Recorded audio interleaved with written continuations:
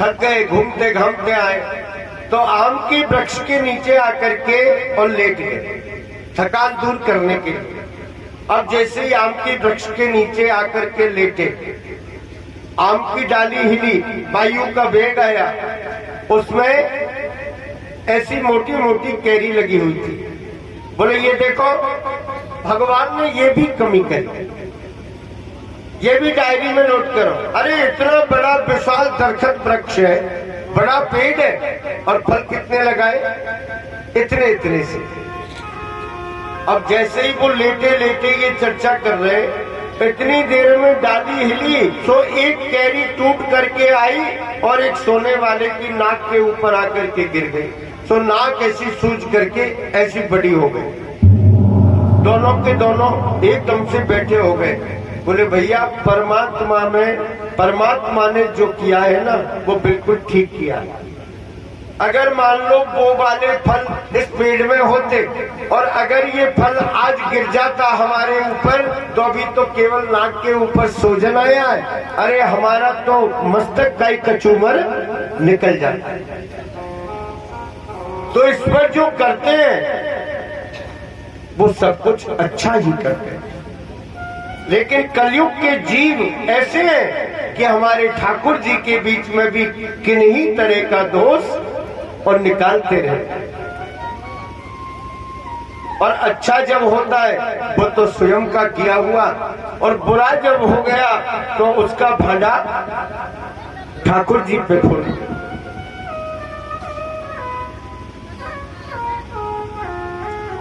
मेरे भाई बहन, क्या है भागवत? बोले निगम कल्प वृक्ष रूपी पेड़ का पका हुआ फल। ध्यान दीजिए कि निगम कल्प तरुर गलितम फलम।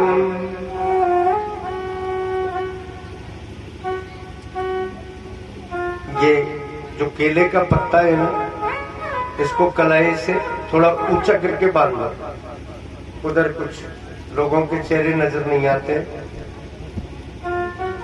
थोड़ा सा ऊंचा कर।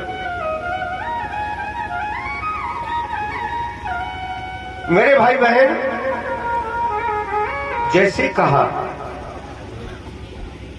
निगम कल्प वृक्ष रूपी पेड़ का पका हुआ फल है श्रीमद् भागवत। और कैसा फल है कि निगम कल्प तरोर गलितम फलम। बस शुक मुखाद मृता द्रव संयोतम पिबति भागवतम रसमालयम मुहुरहो रसिका भुवि भावुका। निगम कल्प वृक्ष रूपी पेड़ का पका हुआ फल है श्रीमद् भागवत।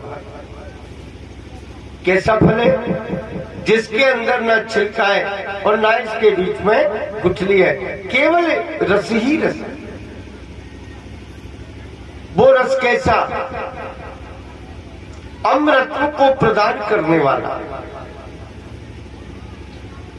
अब कहा पिबत भागवतम रसमालय। कहा तो भागवत जी क्या बताई? निगम कल्प वृक्ष रूपी पेड़ का पका हुआ फल बताया भागवत जी। अब विचार कीजिए, कहा तो फल बताया और फिर व्यास जी कहते हैं पिबत भागवतम रसमालय। तो फल को खाना चाहिए या पीना चाहिए? पटवारी जी, फल का क्या करना चाहिए? फल को पीते हो क्या?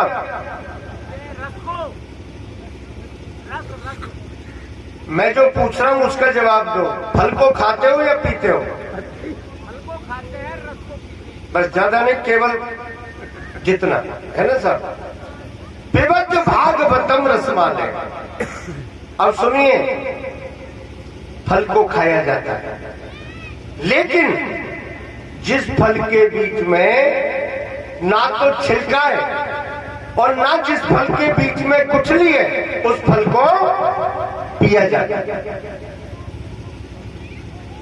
जिसमें छिलका भी ना हो और जिसमें गुठली भी ना हो, वो तो केवल रसी रस हो गया।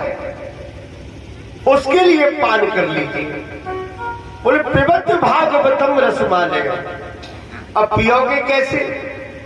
कैसे पियोगे? ऐसे अंजलि में भर करके पीने में नहीं आएगा। हाँ, कैसे? बोले कर्ण रूपी दौने के द्वारा। ये कान रूपी जो दौने बन रहे ना आपके, ठाकुर जी ने दौने बनाए दो। काय के लिए? ये चेहरे की सुंदरता बढ़ाने के लिए नहीं है, ये भगवान नाम सुनने के लिए बनाए। जितना हो सके उतना इनसे हरि का गुणानुवाद सुनिए, प्रभु का स्मरण सुनिए, प्रभु का नाम सुनिए।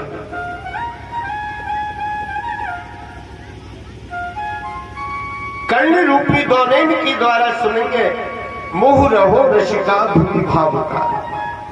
हे रसिक जनों, हे भगवत धर्म प्रेमियों, अगर इस प्रकार से और भागवत जी का ये पावन चरित्र अगर आप लोग श्रवण करोगे, निश्चित रूप से ठाकुर जी की आपके ऊपर कृपा बनी रहेगी।